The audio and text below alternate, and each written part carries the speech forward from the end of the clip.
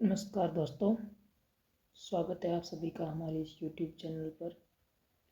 पिछली कक्षाओं में अपन सीईटी में जो साइंस का सिलेबस है उसके बारे में डिस्कस कर रहे थे और अपन ने एक बायोलॉजी का टॉपिक पढ़ा था, आनुवंशिकी। उसी टॉपिक को आगे बढ़ाते हुए आज का अपना जो टॉपिक है वो है गुणसूत्रों की संरचना। सिलेबस में लिखा हुआ है गुणसूत्रों की संरचना। अपन गुणसूत्रों की संरचना और गुणसूत्र के बारे में जो भी बेसिक है उसके बारे में पढ़ेंगे और गुणसूत्र क्या होते हैं, क्या काम करते हैं, कहाँ होते हैं, ये सब आज की क्लास में पढ़ेंगे। तो देखिए गुणसूत्र होते क्या है उसके बारे में देखते हैं। तो गुणसूत्र अपना जो शरीर है मनुष्य, ये ऐसा नहीं है कि ये सिर्फ मनुष्य में ही पाए जाते हैं, ये सभी जंतुओं में पाए जाते हैं। और जो जंतुओं की जो कोशिका होती है उस कोशिका के अंदर गुणसूत्र पाए जाते हैं। ठीक है, तो कोशिका क्या होती है कि जो अपना शरीर होता है ना, अपना शरीर कोशिकाओं से मिलकर बना होता है। सभी जीवों का शरीर, जितने भी सजीव है उन सभी सजीवों का शरीर कोशिकाओं से मिलकर बना होता है। जिस प्रकार से एक मकान होता है, उस मकान को बनाने के लिए जो छोटी छोटी ईंटें होती है उन ईंटों का प्रयोग किया जाता है। तो बहुत सारी ईंटें मिलकर एक मकान का निर्माण करती है। वैसे ही ये छोटी छोटी कोशिकाएं मिलकर उत्तक बनाती है और उत्तक मिलकर अंग बनाते हैं और अंग मिलकर अंग तंत्र यानी कि एक शरीर बनता है। जिस प्रकार से ईंटों ने एक मकान का निर्माण किया, वैसे ही कोशिका अपने शरीर का निर्माण करती है। तो ये होती है कोशिका। कोशिका के अंदर गुणसूत्र पाए जाते हैं। कोशिका में विभिन्न प्रकार के अंग पाए जाते हैं जिनको कोशिकांग कहते हैं। और कोशिकांग के अंदर मतलब जो कोशिका होती है उसके अंदर कोशिकांग होते हैं। उन कोशिकांगों में एक कोशिकांग होता है केंद्रक, जो कि कोशिका के विभिन्न कार्य जो कोशिका में जो कार्य होते हैं उन कार्यों पर नियंत्रण करता है। और उस केंद्रक के अंदर पाया जाता है गुणसूत्र। ठीक है, आई बात समझ में कि एक मनुष्य का शरीर होता है या किसी सजीव का शरीर होता है, वो शरीर कोशिकाओं से मिलकर बना होता है। कोशिका के अंदर केंद्रक होता है और केंद्रक के अंदर पाया जाता है गुणसूत्र। ठीक है, आई बात समझ में। गुणसूत्र कहाँ पाया जाता है? कोशिका के केंद्रक के अंदर। अब ये गुणसूत्र कैसे होते हैं या गुणसूत्र किससे बने होते हैं, इनका क्या काम है, उसके बारे में देखते हैं। गुणसूत्र जो होते हैं वो दिखने में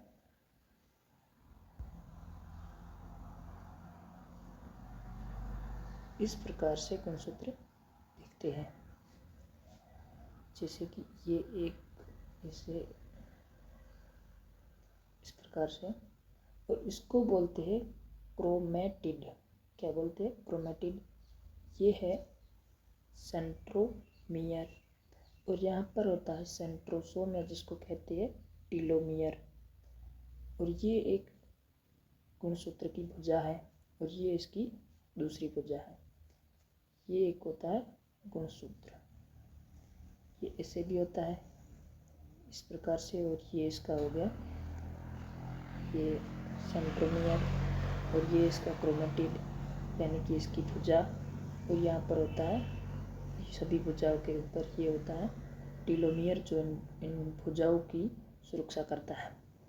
ये कहाँ पर पाया जाता है? कोशिका के केंद्रक में पाया जाता है। और इसके अंदर गुणसूत्र के अंदर होता है डीएनए। मतलब गुणसूत्र के अंदर इस प्रकार से डीएनए पाया जाता है। जैसे कि ये एक गुणसूत्र है, ये गुणसूत्र है, इसके अंदर इस प्रकार से डीएनए मिलता है। कहने का मतलब कि जो डीएनए होता है वो डीएनए इस प्रकार से दिखता है। इस प्रकार से डीएनए दिखता है। इसके अंदर ये इस प्रकार से ये जीन पाए जाते हैं, बहुत सारे जीन। अपने आनुवंशिकी टॉपिक जब पढ़ा था उसमें जीन के बारे में जो पढ़ा था, तो जीन जो होता है वो डीएनए के अंदर पाया जाता है। और डीएनए जो होता है वो डीएनए हिस्टोन प्रोटीन, एक प्रोटीन होता है हिस्टोन प्रोटीन, उसके ऊपर ये वो हिस्टोन प्रोटीन इस डीएनए को सुरक्षित रखने के लिए वो डीएनए हिस्टोन प्रोटीन के ऊपर लिपट जाता है और वो हिस्टोन प्रोटीन इस डीएनए को सुरक्षित रखता है।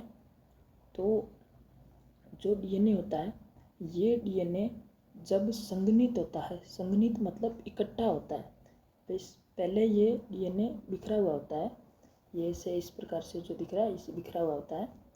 तो जब ये बिखरा हुआ होता है तो इसको बोलते हैं क्रोमेटिन, क्रोमेटिन क्रोमेटिन बोलते हैं। और क्रोमेटिन जब संघनित होता है तो वो बनता है गुणसूत्र। आई बात समझ में? गुणसूत्र, असल में गुणसूत्र क्या है? असल में गुणसूत्र डीएनए ही है, और डीएनए जब संघनित होता है तो बनता है गुणसूत्र। ठीक है। अब डीएनए में क्या होता है? जीन। और जीन अपन ने पढ़ा था कि जब माता पिता के गुण होते हैं, उन गुणों का संतान में स्थानांतरण जीन के द्वारा ही होता है। तो ये गुणसूत्र कितने होते हैं? तो ये अलग अलग जीवों में अलग अलग प्रकार के गुणसूत्र या अलग अलग संख्या होती है। अलग अलग जीवों में गुणसूत्रों की अलग अलग संख्या होती है, अलग अलग प्रकार के भी होते हैं। तो अभी अपन गुणसूत्र के बारे में पूरा डिटेल से पढ़ते हैं। तो चलिए,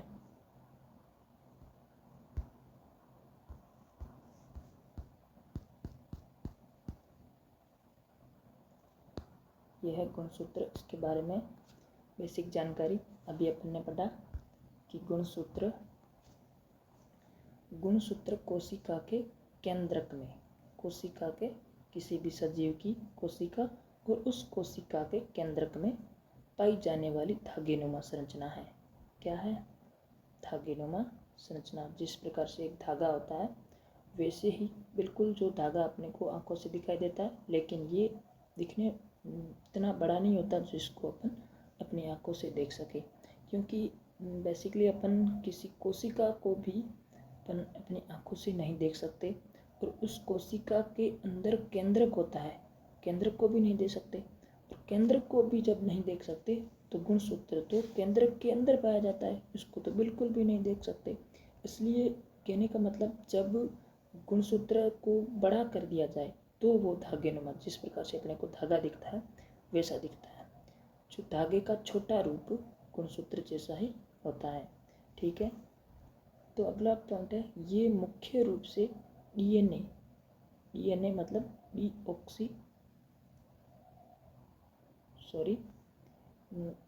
डीऑक्सी राइबोन्यूक्लिक एसिड। डीएनए का फुल फॉर्म होता है डीऑक्सी राइबोन्यूक्लिक एसिड, जो एक अम्ल है। ये मुख्य रूप से डीएनए तथा प्रोटीन से बने होते हैं। प्रोटीन मतलब हिस्टोन प्रोटीन जो होते हैं उससे बने होते हैं। कौन? गुणसूत्र। इसमें जीव के आनुवंशिक गुणों, पहले अपन ने आनुवंशिकी पढ़ी उसमें देखा था आनुवंशिक गुणों। अभी मैंने जो बताया कि जो माता पिता के गुण होते हैं वो अपनी उनकी संतान में किस प्रकार से स्थानांतरित होते हैं, तो वो इन्हीं गुणसूत्रों के आधार पर होते हैं। उन गुणसूत्रों के द्वारा जो आनुवंशिक गुण होते हैं उनका स्थानांतरण होते हैं। और जो आनुवंशिक गुण हैं, जैसे किसी संतान में कोई रोग हो गया, आनुवंशिक रोग, उस रोग को का कैसे पता करेंगे कि ये आनुवंशिक रोग है या कहाँ से आया, कैसे हुआ, तो उस आनुवंशिक जो उसमें गुण है या दोष है जो भी है, उसकी जानकारी उसके डीएनए से लेंगे। मतलब डीएनए मतलब गुणसूत्र। तो उसके गुणसूत्र में देखेंगे कि उसके माता पिता में किसी भी माता या पिता में कि वो रोग तो नहीं है, उनके कारण ये रोग इसमें नहीं हुआ है। इस प्रकार से ये मतलब आनुवंशिक रोग है या फिर इसी में ही हुआ है अपन, तो ये जानकारी अपन इस गुणसूत्र के द्वारा लेते हैं। अगला है गुणसूत्र के अंदर क्या पाए जाते हैं? जीन पाए जाते हैं। गुणसूत्र के अंदर जीन पाए जाते हैं जो माता पिता की संतानों में गुणों के स्थानांतरण में महत्वपूर्ण भूमिका निभाते हैं, जैसे कि आंखों का रंग, बालों का प्रकार।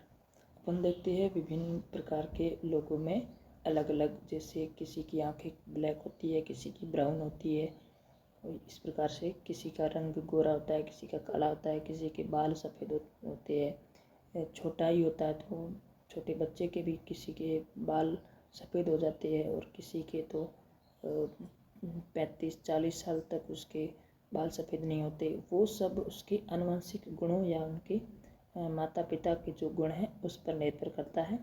किसी की हाइट छोटी होती है, कोई लंबा होता है, बहुत लंबा होता है, कोई बहुत बौना होता है, तो वो सब गुण अपने माता पिता या वो सब गुण आनुवंशिक गुण होते हैं। तो इन गुणों का जो स्थानांतरण होता है वो जीन या गुणसूत्र के द्वारा होता है। ठीक है। कोशिका विभाजन, कोशिका जो होती है वो, ये अपने कोशिका अपने सिलेबस में नहीं है, नहीं तो इसको अपन बहुत डिटेल से पढ़ते हैं कि कोशिका जो होती है वो कोशिका विभाजित होती है। मतलब एक कोशिका जो होती है वो धीरे धीरे अपनी वृद्धि करती है। तो जब वो कोशिका वृद्धि करती है तो उसका आकार इतना बड़ा हो जाता है कि उसके जो कोशिकांग होते हैं उस कोशिकांग पर एक कोशिका नियंत्रण नहीं कर सकती। उस कोशिकांगों को वो कार्य करने के लिए, जैसे कि कोई एक घर है तो उस घर में जब 5, 6 या 7, 10 तक सदस्य होते हैं तो उन सदस्यों के लिए जो उनको नियंत्रण करने के लिए अपने घर में, जैसे एक माता पिता है तो अपने घर में माता पिता उन पूरे घर का नियंत्रण कर लेते हैं। जब अपने किसी बड़े भाई या अपनी या किसी की भी शादी हो जाती है तो उसके शादी होने के बाद 5-7 साल बाद उसमें घर में बच्चे हो जाते हैं तो वो घर बहुत बड़ा हो जाता है, जिसको संयुक्त परिवार कहते हैं। तो वो उस परिवार में जब वो सदस्यों की संख्या ज़्यादा हो जाती है तो उसमें एक अपने पिताजी या माताजी उस घर को, पूरे घर को नियंत्रण नहीं कर सकती। इसलिए क्या करते हैं कि जिसकी शादी हो गई है या कोई बड़ा भाई है अपना, तो उसको घर से अलग दूसरे घर में शिफ्ट कर देते हैं कि तू उस घर में हो जा और तू तेरा काम कर, हम अपना करेंगे। तो इस प्रकार से उसको घर से अलग कर देते हैं। तो जिस प्रकार से वो उस घर का नियंत्रण नहीं कर सकते इसलिए उसको अलग कर दिया। वैसे ही कोशिका जब वृद्धि करती है तो उसके कोशिकांगों में क्या होता है कि वो कोशिकांगों का नियंत्रण नहीं कर सकती, इसलिए वो क्या करती है, कोशिका विभाजित होती है या एक कोशिका से दूसरी कोशिका बना देती है। तो जब कोशिका विभाजित होती है तो उस विभाजन के समय कोशिका के अंदर गुणसूत्र होते हैं। तो जब गुणसूत्र स्पष्ट दिखाई देते हैं, वो कोशिका विभाजित होती है ना, उस समय गुणसूत्र स्पष्ट दिखाई देते हैं कि इसमें गुणसूत्र है, कैसे काम करते हैं, कैसे रहते हैं, कैसे दिखते हैं, वो सब कोशिका विभाजन के समय अपने को स्पष्ट दिखाई देती है। ठीक है, आगे है प्रत्येक जीव में गुणसूत्रों की संख्या सामान्यतः निश्चित होती है। विभिन्न प्रकार के जीव हैं, सभी सजीवों में कोशिका होती है और सभी कोशिकाओं में गुणसूत्र होते हैं। तो सभी जीवों में गुणसूत्र होते हैं, वो उन जीवों में गुणसूत्रों की संख्या निश्चित होती है कि ऐसा नहीं कि किसी जीव में गुणसूत्र ज़्यादा हो गए, किसी में कम हो गए। जब मनुष्य में 46 होते हैं तो सभी मनुष्य में 46 ही होंगे सामान्यतः। इसमें एक शब्द है सामान्यतः। सामान्यतः मतलब जो स्वस्थ मनुष्य है उसमें 46 ही होंगे। किसी में आनुवंशिक रोग है, जैसे अपन ने पढ़ा था क्लाइनफेल्टर, टर्नर सिंड्रोम, उनमें किसी में गुणसूत्र कम हो जाता था, किसी में 45 हो जाते थे, किसी में 47 हो जाते थे। तो उसको अपन इसमें ऐड नहीं कर रहे कि सामान्यतः निश्चित होती है। ठीक है, आगे मनुष्य में गुणसूत्रों की संख्या। मनुष्य में कितनी गुणसूत्रों की संख्या है इसके बारे में देखते हैं। तो सामान्य शरीर कोशिका में जो मनुष्य का सामान्य शरीर, मतलब जो स्वस्थ मनुष्य है, जो सामान्य मनुष्य है, उसके शरीर में 46 गुणसूत्र यानी कि 23 जोड़े गुणसूत्र होते हैं। 23 जोड़ों में से 22 जोड़े शारीरिक गुणसूत्र, ये अपन ने पहले भी पढ़ रखा है कि 22 गुणसूत्र ऐसे होते हैं जो मनुष्य के शरीर का निर्माण करते हैं। जैसे कि मनुष्य के 2 हाथ होंगे, 2 पैर होंगे, 2 कान होंगे, आंखें होगी, पलकें होगी, नाक ऐसा होगा, मुंह कैसा होगा, होठ कैसे होंगे, शक्ल कैसी होगी, ये सब इन 22 गुणसूत्रों के ऊपर निर्भर करता है कि ये 22 गुणसूत्र ये निर्धारित करती है कि मनुष्य का शरीर कैसा होगा। तो इन 22 जोड़ी गुणसूत्रों को शारीरिक गुणसूत्र कहते हैं तथा एक जोड़ी गुणसूत्र, ओनली फॉर एक जोड़ी गुणसूत्र सेक्स क्रोमोसोम, मतलब उस मनुष्य या किसी मनुष्य ही, क्योंकि ये पे अपन मनुष्य की बात कर रहे हैं, तो उस मनुष्य में लिंग क्या होगा, पुरुष होगा या स्त्री होगी, बालक होगा, बालिका होगी, लड़का होगा, लड़की होगी, ये जो निर्धारण करता है वो सिर्फ एक जोड़ी गुणसूत्र करता है।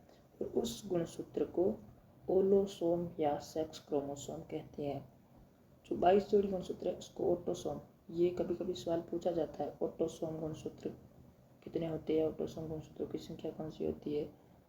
तो ऑटोसोम और ये जो होते हैं वो होते हैं ओलोसोम, एक जोड़ी गुणसूत्र, इसमें सेक्स क्रोमोसोम लिखा है, इसको ओलोसोम भी कहते हैं। तो एक जोड़ी गुणसूत्र ही होता है जो सेक्स क्रोमोसोम या ओलोसोम होता है, जो कि मनुष्य के लिंग का निर्धारण करता है। अगला है, ये गुणसूत्र हमारे शरीर की आनुवंशिक जानकारी को सुरक्षित रखने और आगे पहुंचाने का काम करता है। ये अभी अपन ने ऊपर देखा कि जो आनुवंशिक जो गुण है उनका स्थानांतरण इन गुणसूत्रों के द्वारा ही होता है। अब देखते हैं गुणसूत्र किससे बना होता है तथा इसके भाग कौन कौन से हैं। असल में गुणसूत्र बना किससे होता है, तो वो है कि गुणसूत्र मुख्य रूप से 2 पदार्थों से बना होता है। कौन कौन से, पहले भी मैंने बताया कि गुणसूत्र एक तो डीएनए से बना होता है, जिसकी फुल फॉर्म है डीऑक्सी राइबोन्यूक्लिक अम्ल, डीऑक्सी राइबोन्यूक्लिक एसिड, एक तो डीएनए, और दूसरा होता है प्रोटीन, मुख्यतः हिस्टोन प्रोटीन। ये प्रोटीन होता है और इस प्रोटीन के ऊपर डीएनए इस प्रकार से इसके ऊपर जो लिपटा हुआ रहता है, जिससे कि ये डीएनए इस हिस्टोन पर लिपटे हुए होने के कारण ये एकदम सुरक्षित रहता है। ये हिस्टोन प्रोटीन डीएनए को सुरक्षित रखता है। डीएनए बहुत लंबा होता है, यह हिस्टोन प्रोटीन के चारों ओर लिपट कर व्यवस्थित होता है। हिस्टोन प्रोटीन के चारों ओर, अभी मैंने बताया इसमें कि ये इसके चारों ओर इसे लिपट कर व्यवस्थित होता है, इससे क्रोमेटिन बनता है। तो जब ये हिस्टोन प्रोटीन के ऊपर यूं चारों तरफ लिपटता है तो उससे क्रोमेटिन बनता है, जो आगे संघनित होकर गुणसूत्र का रूप लेता है। ये भी अपन ने अभी देखा कि ये है, ये इसमें चित्र में बताया गया है कि ये जो दिख रहा है ये है डीएनए, पहला फोटो ये जो है ये है डीएनए, और ये है हिस्टोन प्रोटीन। ये गोल गोल जो दिख रहे हैं इस प्रकार के, ये अष्टक बनता है, इस प्रकार से ये 8 गोले होते हैं, और इसके ऊपर ये जो ये डीएनए है, ये गोला दिख रहा है इसमें, ये है हिस्टोन प्रोटीन, और इसके ऊपर ये देखो इस प्रकार से ये लिपटा हुआ रहता है, ठीक है। और इस प्रकार से जब ये लिपटता है तो ये देखो ये बनता है क्रोमेटिन, ये पूरा इसके ऊपर लिपटा हुआ है। और ये क्रोमेटिन जब संघनित, मतलब एक जगह इकट्ठा होता है, जैसे ये क्रोमेटिन है, ये जब इस प्रकार से इकट्ठा होगा तो ये देखो ये बन गया गुणसूत्र, ये है गुणसूत्र, ठीक है। इसके भाग कौन कौन से हैं, इसमें क्या क्या होता है गुणसूत्र में, वो देखते हैं। तो इस चित्र में एक बार मैं बता देता हूँ, ये चित्र है। इस चित्र में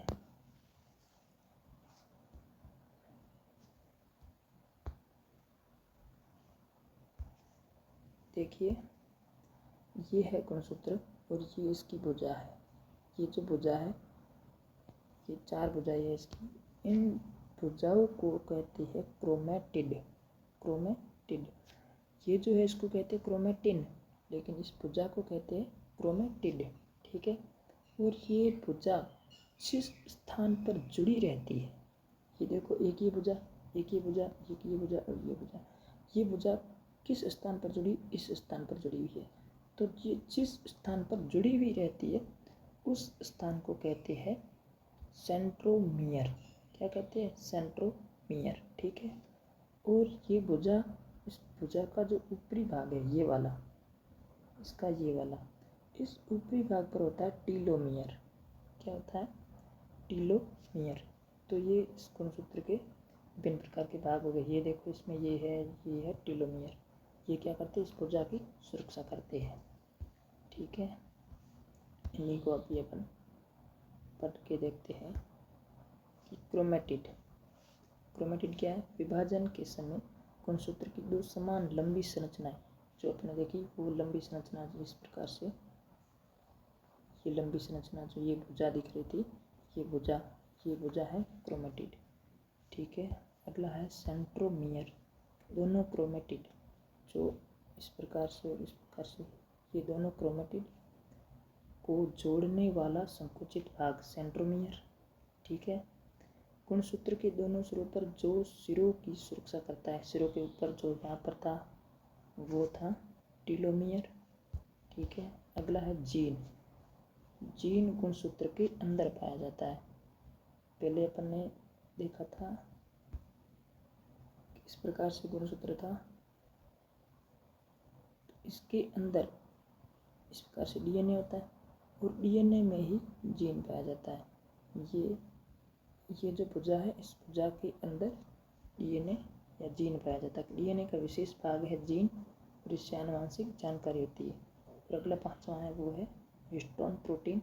अब ऊपर अपने फोटो में देखा कि वो अष्टक बनाता है और उसके ऊपर डीएनए व्यवस्थित रहता है, तो डीएनए को व्यवस्थित रूप से पैक करते हैं हिस्टोन प्रोटीन। ठीक है।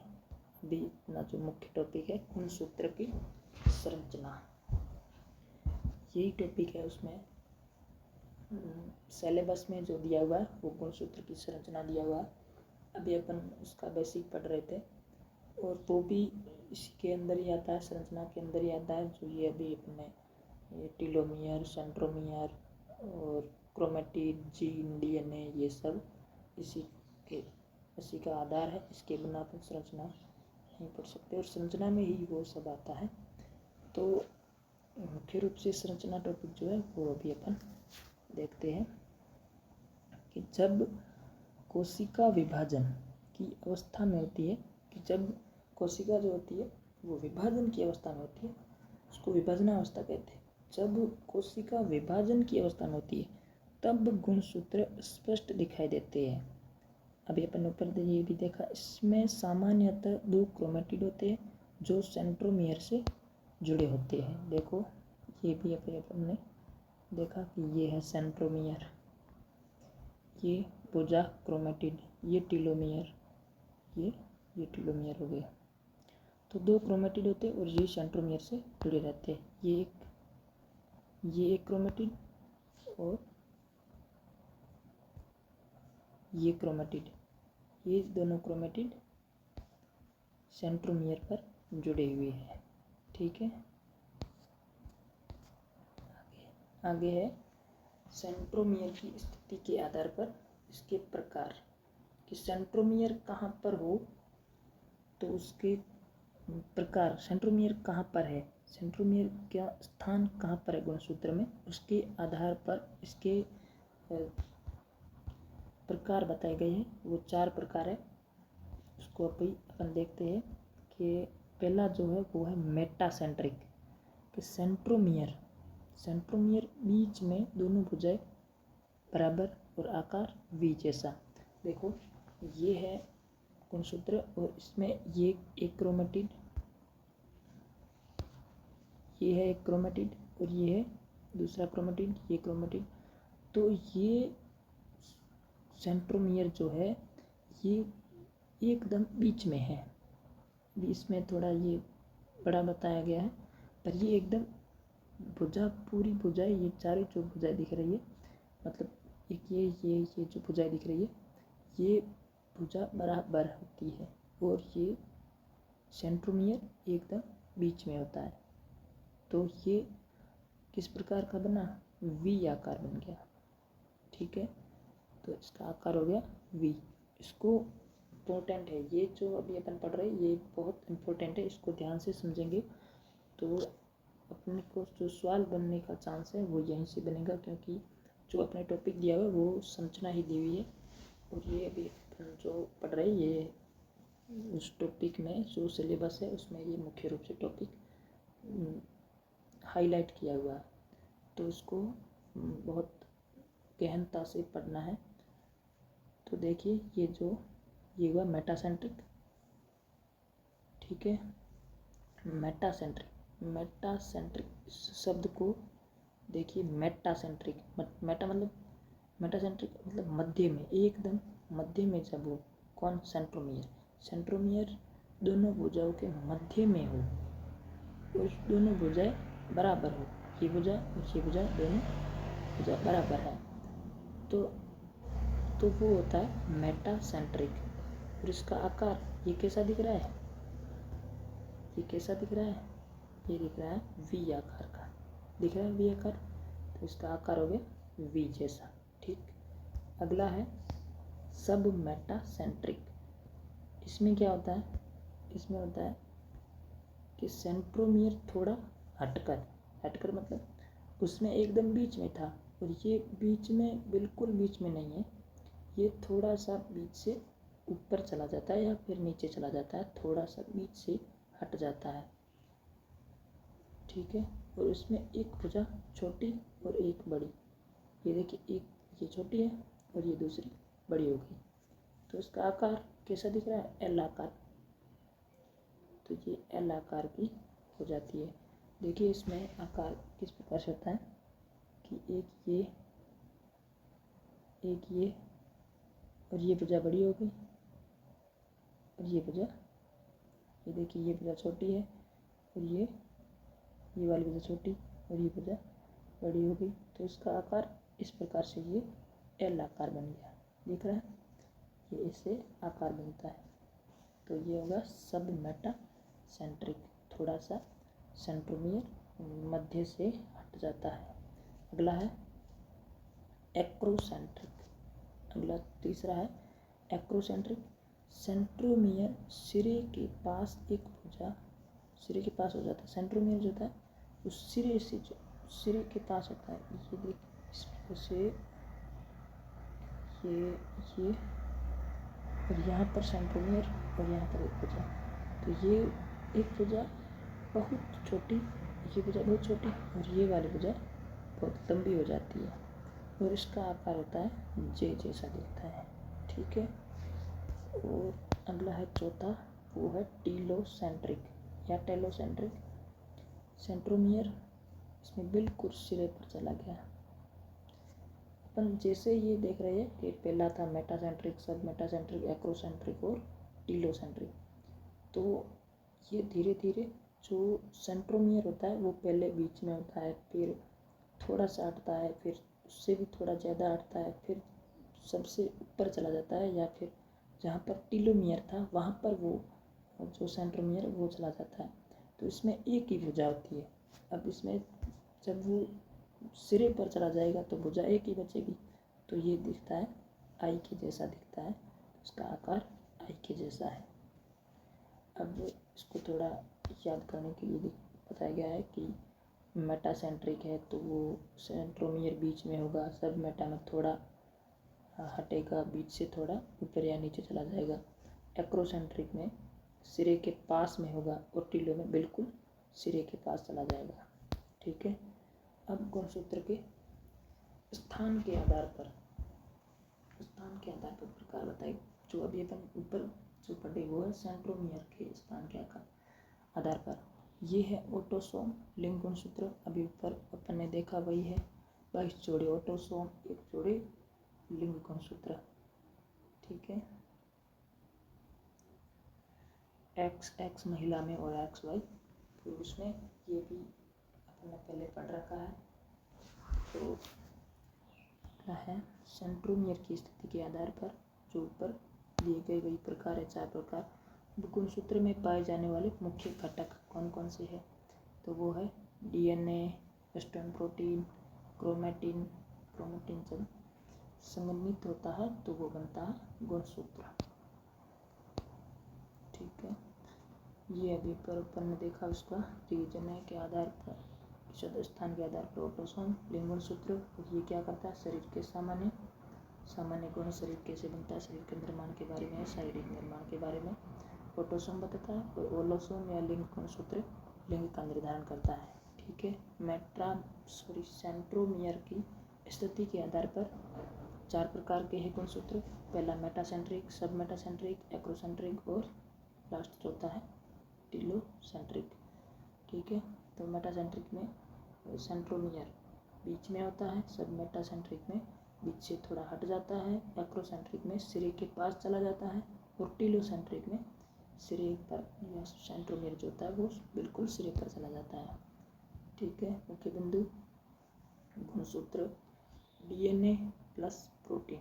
असल में गुणसूत्र क्या है, DNA और प्रोटीन, मतलब जो प्रोटीन होता है उस प्रोटीन के ऊपर DNA लिपट जाता है और फिर वो बनाता है क्रोमेटिन। क्रोमेटिन जब संघनित होता है तो बनता है गुणसूत्र। मनुष्य में 46 गुणसूत्र होते हैं, 23 जोड़े, 22 जोड़े ऑटोसोम, 1 जोड़े ओलोसोम या लिंग गुणसूत्र। ठीक है, अब है कुछ जंतुओं में गुणसूत्रों की संख्या कि कितने, मतलब किसी जीव में कितने गुणसूत्र है उसके बारे में। इसको एकदम एग्जैक्ट याद करना ज़रूरी नहीं है, किसका इतना सवाल आता नहीं है, फिर भी अपने को एक बार देख लेना ज़रूरी है। कि मनुष्य में गुणसूत्र की संख्या होती है 23 जोड़ी। ठीक, कुत्तों में होती है 78 गुणसूत्र और 39 जोड़ी। बिल्ली में 38 गुणसूत्र होते हैं, 19 जोड़ी। घोड़े में 64, गाय में 60, भेड़ में 54, बकरी में 60, चूहे में 40, खरगोश में 44 और ड्रोसोफिला फल मक्खी में 8 गुणसूत्र। इसमें इम्पोर्टेंट 2-3 इम्पोर्टेंट है जिनको याद कर लेना चाहिए कि एक तो है मनुष्य में 46, ये तो याद हो ही गया हो गया। पिछली कक्षा में अपन ने के बारे में जब क्लासेस शुरू हुई थी आनुवंशिक की, तो वहीं से अब तक बस यही चल रहा है, गुणसूत्र मनुष्य में कितने होते हैं, गुणसूत्र क्या होते हैं, कैसे काम करते हैं, इनके बारे में अभी अपन पढ़ रहे थे, यही था।